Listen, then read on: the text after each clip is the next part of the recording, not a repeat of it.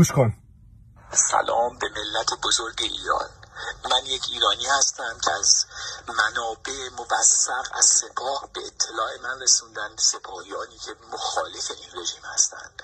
گفتن که دولت ایران مرغ گرون خریده و میخواد این مرغ‌ها رو به مردم ایران بفروشه خیلی ارزان. مرغ‌هایی که آلوده به ویروس‌ها و بیماری‌های مختلف هستند، برای اینکه بتونه مردم رو به این شکل کنترل بکنه و از خونه‌ها بیرون نیاره.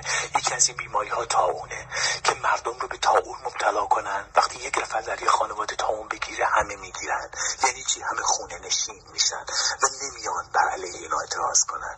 از ملت عزیز ایران خواهش میکنم اطلاع رسانی بکنین به همه و این رو به همه نشون بدین و بگین به ایرانی‌ها، به خانواده‌هاتون.